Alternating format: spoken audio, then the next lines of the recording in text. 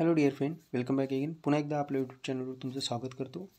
तर संक्षिप्त आर्थिक घडामोडी बघत होतो आपण. याआधी आपण युरोपियन ग्रीन बॉन्डपर्यंत संक्षिप्त आर्थिक घडामोडी बघितल्या. इथून आता पुढे आपण बघणार आहे संक्षिप्त राहिलेल्या जी काही आर्थिक घडामोडी आहे ते.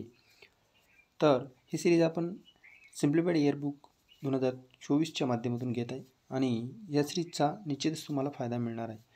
ही सिरीज घेण्यामागे एकच उद्देश आहे, तुम्ही सिम्प्लिफाईड इयरबुक 2024 वाचन करू शकता स्वतः. जर तुमच्याजवळ ती बुक नसेल तर तुम्ही या जी काही आपली सिरीज आहे करंट अफेअरची, या सिरीजला तुम्ही कंटिन्यू फॉलो करू शकता. तुम्हाला बुक्स घेण्याची गरज पण पडणार नाही.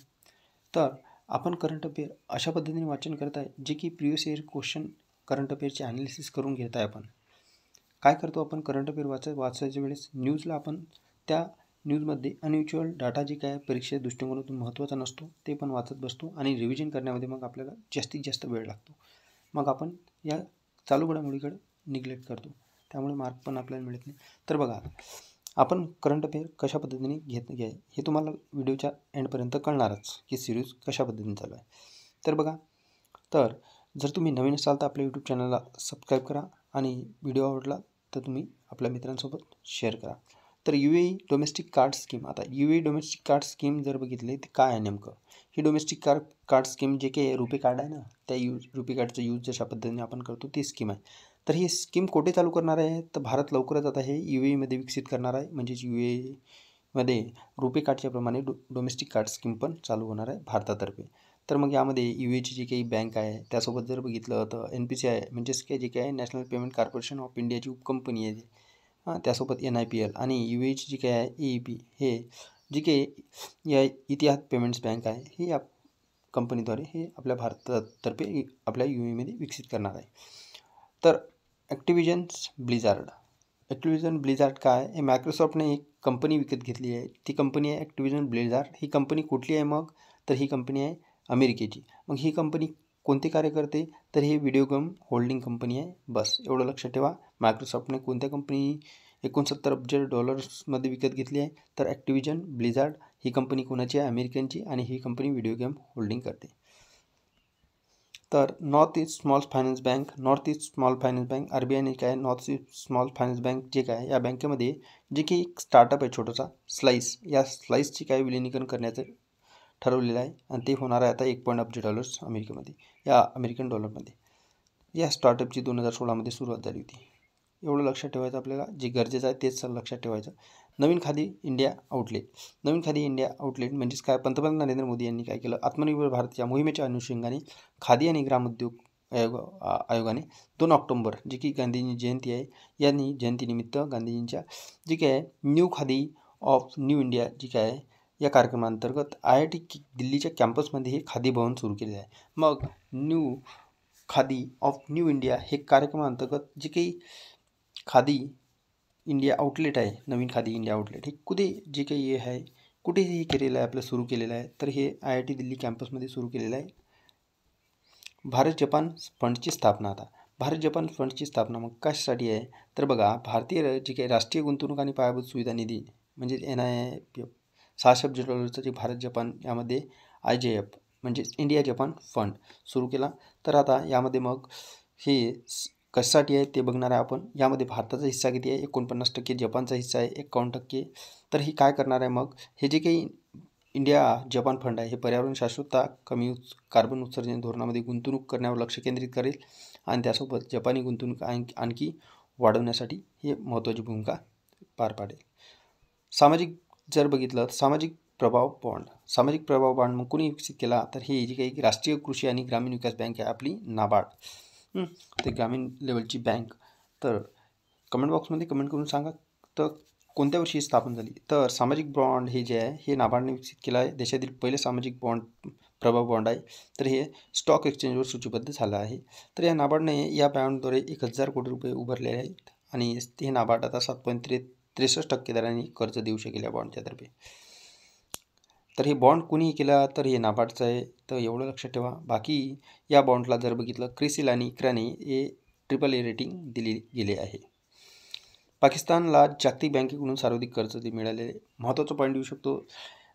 2023 या वर्षामध्ये नॅशनल डेव्हलपमेंट असोसिएशन्स जी की IDA आहे, म्हणजेच जी काही जागतिक बँक आहे, या जागतिक बँकेने कोणत्या देशाला सर्वात जास्त कर्ज दिलेले आहे? तर विकासासाठी जर बघितलं 2023 हे विकासाचे युग म्हणून शीर्षक म्हणून याद्वारे जर बघितलं पाकिस्तानला जास्तीत जास्त कर्ज दिले आहे. TCS सर्वात मौल्यवान ब्रँड झालेला आहे. आता TCS सर्वात मौल्यवान ब्रँड, आपल्याला ब्रँड पण विचारू शकते. तर टाटा कन्सल्टन्सी सर्व्हिसेस 42.96 अब्ज डॉलर्सच्या संदर्भात ब्रँड हे सलग दुसऱ्या वर्षी पण भारतातील सर्वात मौल्यवान ब्रँड ठरला आहे. मग यासाठी जर बघितलं त्याच्यानंतर मग HDFC बँक, त्यासोबत इन्फोसिस, मग एअरटेल हे भारतीय स्टेट बँकेचा 14.48 अब्ज डॉलर, यामध्ये एअरटेलच्या नंतर भारतीय स्टेट बँकेचा क्रमांक लागतो. तर TCS सर्वात मौल्यवान ब्रँड, त्यानंतर HDFC बँक, त्यानंतर इन्फोसिस, त्यानंतर एअरटेल, त्यानंतर SBI. जगातील सर्वात मुक्त अर्थव्यवस्था. आता कॅनेडियन जे काही वैचारिक गट आहे, या वैचारिक गटाने अहवाल प्रसिद्ध केला आणि सिंगापूरने काय केलं, या हाँगकाँगला मागे टाकलं आणि जगातील सर्वात मुक्त अर्थव्यवस्था म्हणून काय बनली आहे, वर्ल्ड फॉर फ्रीस्ट इकॉनॉमी. तर 1970मध्ये जर बघितलं त्या दशकामध्ये हाँगकाँग हे पहिल्या स्थानावर होता. आता हे पहिल्या स्थानावरून दुसऱ्या स्थानावर गेला आणि भारताचा 165 देशामध्ये 87व्या स्थानावर क्रमांक आहे 2023मध्ये. मागील वर्षी जर बघितलं 86वा क्रमांकावर होता. तर एका क्रमांकाने भारतीय मुक्त अर्थव्यवस्थेमध्ये भारताची काय घसरण झाली आहे. आता जगातील सर्वात मुक्त अर्थव्यवस्थे जे आहेत देश बघा, सिंगापूर 1 नंबरवर आला, हाँगकाँग 2ऱ्या नंबरवर, स्वित्झर्लंड 3ऱ्या आणि त्यानंतर न्यूझीलंड, अमेरिका 5व्या क्रमांकावर आणि भारत हा 87व्या क्रमांकावर आहे 165 देशामध्ये. तर बघा आता आधार लिंक जन्म नोंदणी कशासाठी, तर नागालँडने केलेलं आहे की आधार लिंक जन्म नोंदणी कशासाठी केलेली आहे, तर जी काही 0 ते 5 वयोगटातील मुलांसाठी आधार नोंदणी एकत्रित करून जन्म नोंदणी सुलभ करण्यासाठी 0 ते 5 वयोगटासाठी मुलांसाठी नोंदणी करणारं राज्य जे काही नागालँड राज्य आहे, हे ईशान्य क्षेत्रातील काय पहिले राज्य ठरले आहे जे की आधार लिंक जन्म नोंदणी करणारं, कोण, नागालँड. त्यानंतर बघू आपण शक्तिकांत दास. जर बघितलं तर शक्तिकांत दास सर्वोच्च केंद्रीय बँकर ठरले आहे. RBIचे जे काही गव्हर्नर आहे शक्तिकांत दास, जगातील सर्वोच्च केंद्रीय बँक म्हणून त्यांची निवड करण्यात आली. ग्लोबल फायनान्स जी काही अमेरिकन कंपनी आहे, हिने मासिकाद्वारे काय रिपोर्ट दिला, तर त्या रिपोर्टमध्ये जगातील सर्वोच्च केंद्रीय बँकर म्हणून यांची शक्तिकांत दास यांची निवड करण्यात आली. अतिशय महत्त्वाची न्यूज आहे. तर बघा आता शक्तिकांत दास यांना A+ हे रेटिंग दिलेले आहे. त्यानंतर स्वित्झर्लंडचे जे काही गव्हर्नर कोण आहेत, थॉमस जे जॉर्डन. त्यानंतर व्हिएतनामचे जर बघितलं तर गुयेन थी हॉंग यांनाही या अहवालाद्वारे A+ रेटिंग दिलेली आहे. कायसाठी कार्य कोणते केले यांनी, कशासाठी दिले, महागाई यंत्रणा, आर्थिक, त्यासोबत जर बघितलं तर वाढीचे लक्ष्य, चलन स्थिरता आणि व्याजदर व्यवस्थापन यासाठी A+ रेटिंग यांना मिळाली आहे. आता भारतीय सौदी अरेबिया गुंतवणूक मंच जर बघितलं तर याची नवी दिल्ली येथे भारतीय सौदी अरेबिया गुंतवणूक मंच आयोजन करण्यात आले होते. दोन्ही राष्ट्रांमध्ये हे पहिले औपचारिक गुंतवणूक चर्चासत्र होते. या दोन्ही देशातील जर बघितलं तर 500हून अधिक कंपन्या सहभागी होत्या यामध्ये. तर हे भारतीय सौदी अरेबिया गुंतवणूक मंच कुठे झालं, तर नवी दिल्ली येथे. आता गोरिल्ला ग्लास उत्पादन. आता कॉर्निंग कंपनी आहे, या कंपनीने काय केलं, तेलंगणाची काय गोरिल्ला ग्लास उत्पादन सुविधा स्थापन करण्यासाठी या तेलंगणाची निवड केली आहे. इथे गोरिल्ला ग्लास उत्पादन सुविधा स्थापन करण्यासाठी तेलंगणाची निवड केली. तर भारतातील ही पहिली गोरिल्ला ग्लास उत्पादन सुविधा असणार आहे. न्यूयॉर्कमध्ये या कॉर्निंग या याचं काय काच कंपनी आहे, त्यासोबत विज्ञान, सिरॅमिक्स, त्यासोबत सायन्स, ऑप्टिकल्स, फिजिक्समध्ये प्रावीण्य मिळवलेली कंपनी आहे. हिचं न्यूयॉर्कमध्ये मुख्यालय आहे. तर गोरिल्ला ग्लास लक्षात ठेवा, तेलंगणा. जगातील पहिली स्वयंचलित निधी. भारतातील अग्रगण्य गुंतवणूक सल्लागार संस्थांपैकी असलेले काय सवर्ट द ॲस्ट्रा फंड, म्हणजेच हा जगातील पहिला पूर्णपणे स्वयंचलित निधी हैदराबाद, तेलंगणा येथे सुरू केला आहे. जगातील पहिला स्वयंचलित निधी कुठे सुरू केला आहे, तर हैदराबाद येथे सुरू केला आहे, लक्षात ठेवा. खाजगी कॉर्पोरेट गुंतवणूक. बँक आणि वित्तीय संस्थांकडून जर बघितलं तर गुंतवणूक निधी आकर्षित करण्याच्या राज्यातील जे काही आहे, म्हणजे जे काही खाजगी कॉर्पोरेट गुंतवणूक आहे, त्यामध्ये जास्तीत जास्त त्या निधीचा वापर जर बघितलं तर उत्तर प्रदेश हा जास्तीत जास्त अव्वल स्थानी आहे या निधीमध्ये गुंतवणूक करण्यामध्ये. 2022-23मध्ये बँकीय वित्तीय संस्थांनी मंजूर केलेल्या प्रकल्पामध्ये एकूण खर्चात उत्तर प्रदेश सर्वाधिक वाटा आहे 16.2%. त्यानंतर गुजरातचा, मग ओडिशाचा लागतो, मग महाराष्ट्र आणि कर्नाटक, म्हणजे उत्तर प्रदेश, गुजरात, ओडिशा, महाराष्ट्र, कर्नाटक. तर आता बघा पतमानांकामध्ये भारताचे पतमानांक स्थिर जर बघितलं स्थिर आहे म्हणून सांगितलेलं आहे. काय केलं, अमेरिकेची पतमानांक संस्था आहे मूडीज यांनी काय केलं, इन्व्हेस्टर सर्व्हिसेसद्वारे एक अहवाल सादर केला. त्यासोबत जर बघितलं तर भारताचे सार्वभौम पतमानांक BAA3 हे रेटिंग कायम ठेवलेले आहे भारताला. हे पतमानांक स्थिर राहिलेले आहे भारताचे. तर एखाद्या देशाला गुंतवणुकीच्या बाबतीत देण्यात येणारे सर्वात कमी रेटिंग आहे. लक्षात ठेवा, भारताचे पतमानांक यावेळेस स्थिर आहे. तर ते पतमानांक रेटिंग गुंतवणुकीचे किती आहे, तर BAA3 मूडीजने हे पतमानांक दिले आहे. पुढील न्यूज बघूया आपण, महत्त्वाची आहे आता, जे की आपल्याला अतिशय पहिल्यांदा भारतीय रुपयां पेमेंट, आता पहिल्यांदाच भारतीय रुपयां पेमेंट म्हणजे कुठे केलेलं आहे, तर भारत आणि संयुक्त अरब एमिरेटमध्ये रुपयामध्ये पेमेंट झालेलं आहे. तर UAE म्हणजेच भारत आणि UAEमध्ये कशाबद्दल जर बघितलं तर कच्च्या तेलात जर बघितलं तर UAEकडून आपण कच्चं तेल घेतलं आणि त्या कच्च्या तेलाची पेमेंट जर बघितलं भारताने पहिल्यांदाच आपल्या रुपयामध्ये पेमेंट केलेली आहे. म्हणजे कुठंतरी आपल्या रुपयाला पण महत्त्व आहे, आपल्या चलनाला पण महत्त्व येत आहे.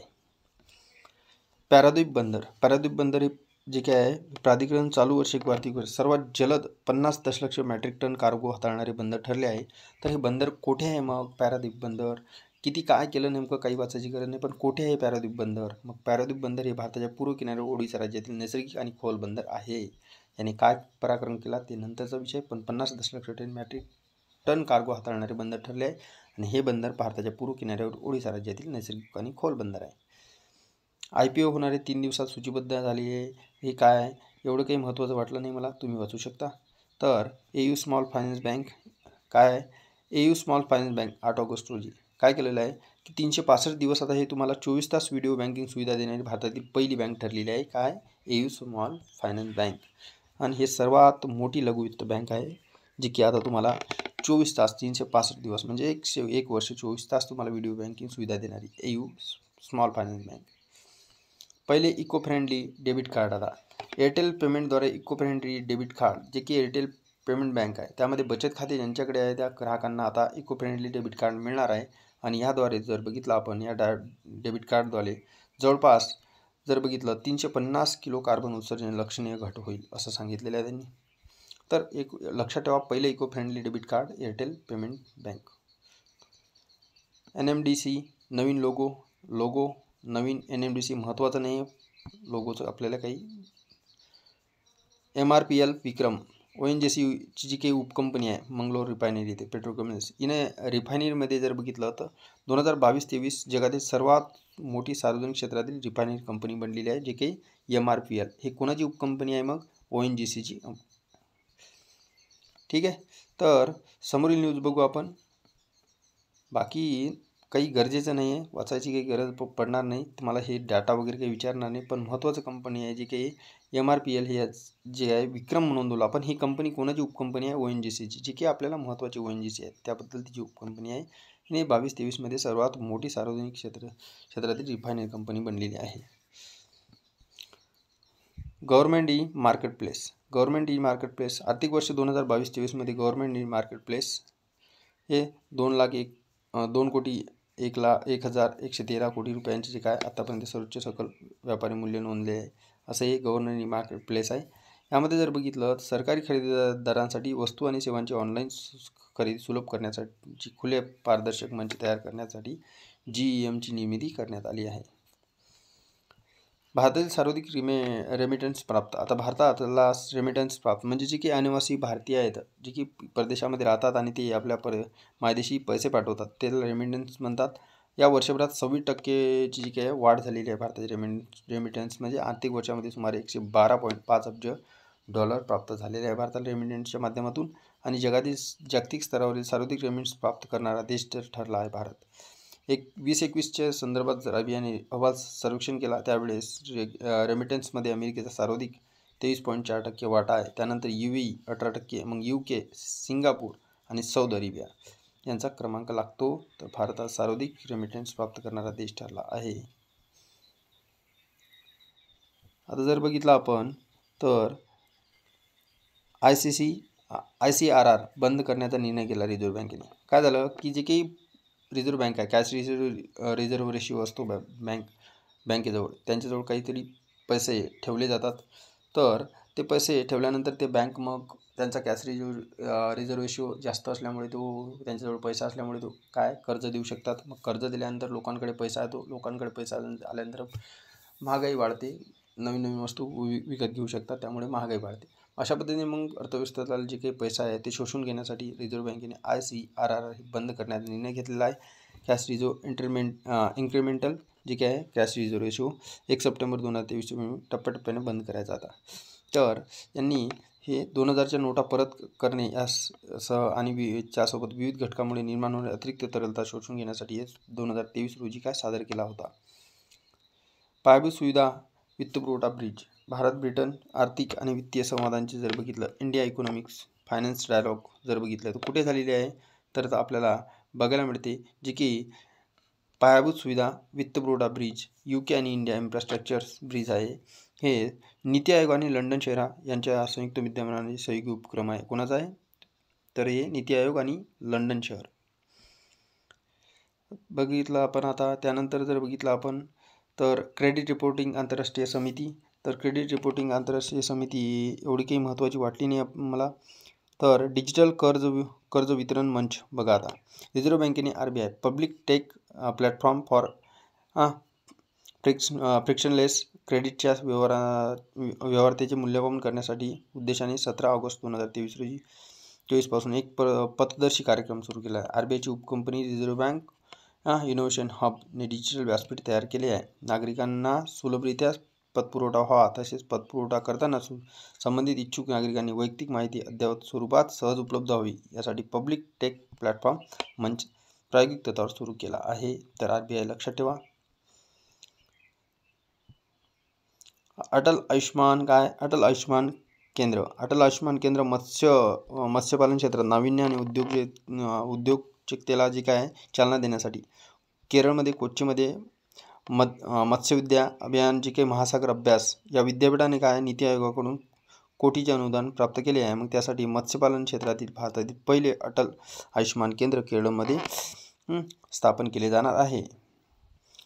हॉंगहाय मे बी जे काही आहे प्रोनाऊन्सिएशन बरोबर असेल.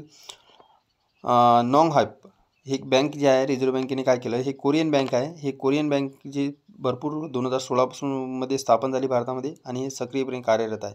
आता या बँकेला RBIने कायदा 1934च्या शेड्यूल 2 मध्ये स्थापन करण्यासाठी अनुसूचित बँकेचा दर्जा देण्याचं ठरवलं आहे. कोण आहे, नॉंगहायप बँक हे जी की कोरियन बँक आहे एक प्रकारची, तिला आता अनुसूचित बँक म्हणून दर्जा देण्याचं ठरवलं आहे.